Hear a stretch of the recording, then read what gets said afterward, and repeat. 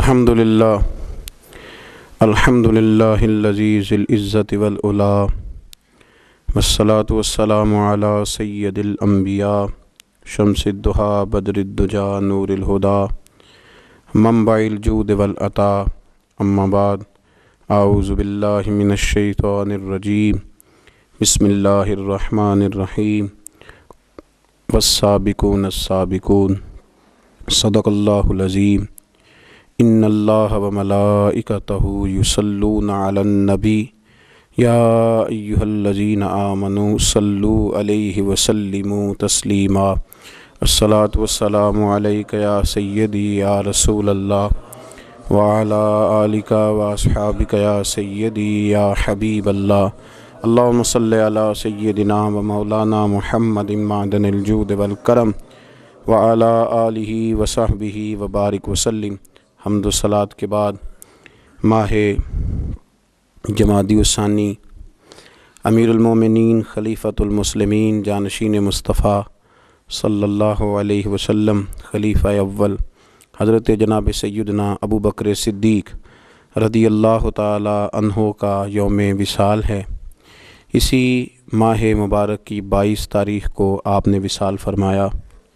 اسی کی مناسبت سے ایک سلسلہ گفتگو حضرت ابو بکر صدیق رضی اللہ تعالیٰ عنہ کے اخلاق و تعلیمات اس عنوان سے شروع کیا جا رہا ہے۔ اللہ تبارک و تعالی ہمارا یہ نذرانہ بارگاہ صدیق اکبر میں مقبول فرمائے اور اللہ اسے قبول کر کے ہمارے لیے ذریعہ نجات اور توشہ آخرت بنائے۔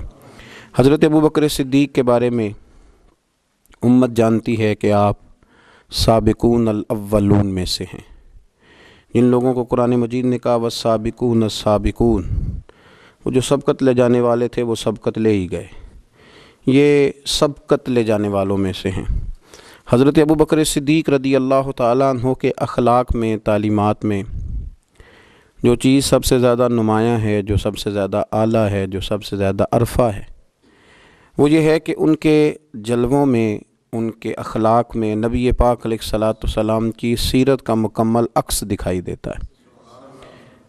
انہوں نے اپنے آپ کو نبی پاک صلی اللہ تعالیٰ علیہ وسلم کی مقدس سیرت کے مطابق ڈھال لیا تھا۔ اٹھنا، بیٹھنا، چلنا، بولنا، وہ سمجھ گئے تھے کہ اللہ کے نبی صلی اللہ علیہ وسلم کی رضا کیا ہے۔ کوشش کرتے تھے کہ زیادہ بحث نہ ہو بلکہ جو حضور فرما دیں، آپس میں اس پر زیادہ تکرار نہ کی جائے بلکہ سنا جائے اور فوراً اس پر عمل کیا جائے۔ صحابہ ایسا کرتے بھی نہیں تھے، لیکن ہمارے زمانے میں کچھ باتوں پر بحث ہوتی ہے، تکرار ہوتی ہے۔ جناب ابو بکر صدیق رضی اللہ تعالیٰ عنہ کا مطمع نظر تھا کہ جو محبوب فرما دیں، جس وقت فرما دیں، جس حال میں فرما دیں، اس پر عمل کرنا۔ نبی پاک صلی اللہ تعالیٰ علیہ وسلم نے حضرت ابو بکر صدیق رضی اللہ تعالیٰ عنہ کی اس بات کو اعزاز کے طور پر بیان فرمایا، ان کی فضیلت کے طور پر بیان فرمایا۔ سرکار فرمانے لگے، میں نے جس کے سامنے بھی دین پیش کیا ہے اس نے دلیل مانگی ہے، فرمایا یہ میرا ابو بکر ہے۔ میں نے اس کے سامنے دین پیش کیا، اس نے دلیل نہیں مانگی، فوراً کلمہ پڑھا اور مسلمان ہو گئے، فوراً مسلمان ہو گئے۔ تو حضرت ابو بکر صدیق رضی اللہ تعالیٰ عنہ نے اپنے آپ کو اللہ کے پیارے محبوب صلی اللہ علیہ وسلم کی رضا کے اندر ڈھال لیا تھا۔ وہ سمجھ گئے تھے کہ محبوب کریم کی رضا کس بات میں ہے، حضور کیا چاہتے ہیں، کیا فرماتے ہیں، کیا پسند کرتے ہیں، کس انداز میں حضور خوش رہتے ہیں، کہاں نبی پاک صلی اللہ علیہ وسلم کو کوئی بات ناگوار گزرتی ہے، کہاں مزاج مبارک پر کوئی چیز ایسی ہے جو پریشان کرتی ہے۔ مکمل عکس تھے وہ حضور کی سیرت کا، نبی پاک کی رضا کا۔ جب اللہ کے پیارے حبیب صلی اللہ تعالیٰ علیہ وآلہ وسلم تشریف لے گئے اور نبی پاک صلی اللہ تعالیٰ علیہ وعلی آلہ وصحبہ وبارک وسلم غار حرا میں وقت گزارا اور پہلی وحی حضور پہ نازل ہوئی، تو قرآن مجید کی ایک تاثیر تھی، اس کی ایک شدت تھی کہ اللہ کے محبوب علیہ السلام کے وجود اطہر پر اس کا اثر محسوس ہوا۔ سرکار جب گھر آئے اور جناب خدیجۃ الکبریٰ رضی اللہ تعالی عنہا کو کہا کہ مجھے چادر اڑا دو، مجھے چادر اڑا دو، اور اپنی اس کیفیت کا اظہار فرمایا، تو حضرت خدیجۃ الکبریٰ رضی اللہ تعالی عنہا نے نبی پاک علیہ السلام کے 5 اوصاف گنوائے یا رسول اللہ صلی اللہ علیہ وسلم آپ کے اخلاق میں یہ 5 چیزیں پائی جاتی ہیں، اللہ کبھی بھی آپ کو رسوا نہیں کرے گا، اللہ تبارک و تعالیٰ آپ کو شانیں عطا کرے گا۔ 5 چیزیں گنوائیں حضرت خدیجۃ الکبریٰ نے۔ وہ 5 چیزیں کون سی تھیں؟ فرمایا مجھے اللہ کی قسم اللہ آپ کو ہرگز بھی شرمندہ نہیں کرے گا۔ پہلی بات یہ ہے کہ آپ صلہ رحمی کرتے ہیں، رشتہ داروں سے اچھا سلوک کرتے ہیں۔ دوسرا فرمایا آپ کمزوروں کا بوجھ اٹھاتے ہیں، اور تیسرا فرمایا آپ ناداروں کی مدد کرتے ہیں، اور چوتھا فرمایا آپ بڑے مہمان نواز ہیں، اور 5واں فرمایا جب کوئی مصیبت میں ہوتا ہے تو محبوب آپ ان کے کام آتے ہیں۔ یہ 5 آپ کے اندر وہ اخلاق عالیہ ہیں جن کی بنیاد پر میں کہتی ہوں کہ اللہ آپ کو عزتیں ہی عطا فرمائے گا، بلندیاں ہی آپ کا نصیبہ ہوں گی۔ یہی ان باتوں سے میں نے دیکھا ہے۔ حضرت سیدنا خدیجۃ الکبریٰ رضی اللہ تعالی عنہا کا یہ قول بخاری شریف میں موجود ہے، اور اسی بخاری میں حضرت ابو بکر صدیق رضی اللہ تعالیٰ عنہ کے بارے میں ابن دغنہ نے ایک بات کہی تھی۔ جب آپ مکہ چھوڑ کے جانے لگے کافروں کی سختیوں سے پریشان ہو کر، تو ابن دغنہ نے آپ کو کھڑا کر لیا اور کہنے لگا ابو بکر آپ نہ جائیں۔ کیوں؟ کہنے لگا آپ جیسے شخص کو یہیں رہنا چاہیے۔ وجہ اس کی یہ ہے کہ آپ 5 باتیں وہ جو حضرت خدیجہ نے نبی پاک کے بارے میں گنوائیں تھیں، وہی 5 باتیں اسی بخاری میں اسی ترتیب سے موجود ہیں کہ ابن دغنہ کہنے لگے کہ آپ صلہ رحمی کرتے ہیں، آپ کمزوروں کا بوجھ اٹھاتے ہیں، ابو بکر صدیق آپ ناداروں کی مدد کرتے ہیں، آپ بڑے مہمان نواز ہیں، آپ مصیبت زدہ لوگوں کے کام آتے ہیں۔ وہ 5 باتیں جو حضور کی سیرت مبارکہ کا عکس کے طور پر حضرت خدیجہ نے بیان کی، وہی جلوے ابن دغنہ نے جناب ابو بکر صدیق کے بیان فرمائے۔ وہی عکس، وہی رنگ، کچا رنگ للاری والا جڑا چڑھدا لیندا رہندا، اے عشق تیرے دا رنگ محمد چڑھ جائے پھر نہیں لیندا۔ تو وہی کیفیات، وہی عکس سیرت حضرت ابو بکر صدیق میں پایا جاتا تھا۔ صلح حدیبیہ کے موقع پر جب کافروں نے سخت اور صبر آزما شرطیں رکھی، حضرت عمر پریشان ہو گئے۔ کچھ ایسی باتیں تھیں جو عقل میں نہیں آتی تھیں، پریشان ہو گئے۔ جا کے عرض کی یا رسول اللہ صلی اللہ علیہ وسلم آپ بھی سچے ہیں، قرآن بھی سچا ہے، اسلام بھی سچا ہے۔ استفہامیہ انداز میں پوچھا تو یا رسول اللہ صلی اللہ تعالیٰ علیہ وآلہ وسلم یہ دشمن باطل پہ ہیں تو پھر ہم دب کے صلح کیوں کر رہے ہیں؟ تو نبی پاک صلی اللہ علیہ وسلم نے فرمایا میں اللہ کا رسول ہوں، میں اس کی نافرمانی نہیں کرتا، وہ میری مدد کرے گا۔ حضرت عمر رضی اللہ تعالیٰ عنہ فرماتے ہیں میں نے عرض کی یا رسول اللہ صلی اللہ علیہ وسلم آپ نے کہا نہیں تھا کہ ہم ان قریب عمرہ کریں گے، بیت اللہ کا طواف کریں گے؟ تو حضور علیہ الصلوۃ والسلام فرمانے لگے میں نے کہا تھا، یہ تو نہیں کہا تھا کہ اسی سال ہی کریں گے، انشاءاللہ کریں گے۔ حضرت عمر فاروق فرماتے ہیں کہ میری نا وہ طبیعت میں چونکہ جلال تھا، حضور نے بات کہہ دی، میں نے سن لی، پر میں مطمئن نہیں ہوا تھا۔ میری وہ چونکہ جذبہ جہاد سے میں سرشار تھا تو محبوب کے ادب کی وجہ سے میں خاموش ہو گیا، لیکن ابھی میری طبیعت اس طرح ٹھنڈی نہیں ہوئی تھی۔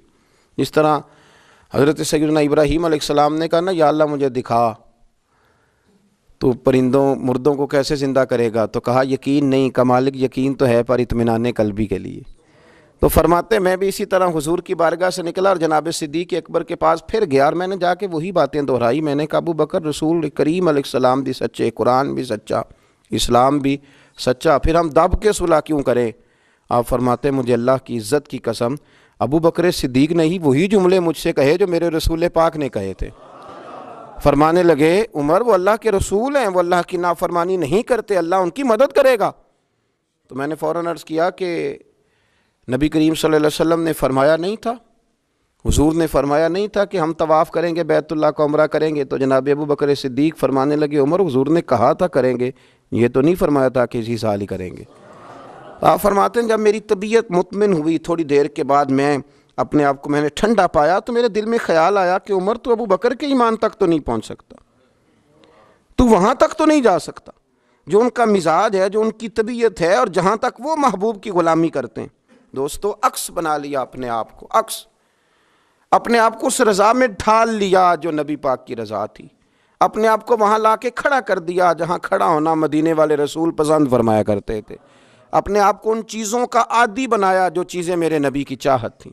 حضرت ابو بکر صدیق رضی اللہ تعالیٰ عنہ کا یہ مزاج بنا، اور باطن میں بھی اور ظاہر میں بھی۔ جب آپ حضور علیہ الصلاۃ والسلام کو مدینہ طیبہ لے کر کے آئے نا، تو شارحین کہتے ہیں کہ طریقہ یہ تھا حضرت ابوبکر صدیق کا کہ وہ چلتے بھی اسی طرح تھے جو نبی پاک کا طریقہ تھا، اور جب وہ بولتے تھے تو لگتا تھا کہ یہ نا پورا حضور سید عالم علیہ السلام کے جملوں کو کاپی کرتے ہیں، اور ان کا لباس پہننے کا طریقہ بھی وہی تھا، اور ان کا امامہ باندھنے کا طریقہ بھی وہی تھا۔ تو فرماتے ہیں دونوں مل کے بیٹھ گئے، اسی کو کہتے ہیں فنا فی الرسول ہو جانا، اپنے آپ کو محبوب کی ذات میں فنا کر دینا۔ فرماتے ہیں کہ حضرت ابوبکر صدیق حضور کے ساتھ آ کے بیٹھ گئے، تو جن لوگوں نے پہلے محبوب کی زیارت نہیں نہ کی تھی، وہ جب ملنے کے لیے آتے نا تو کچھ تو حضور کی دست بوسی کرتے اور بیٹھ جاتے،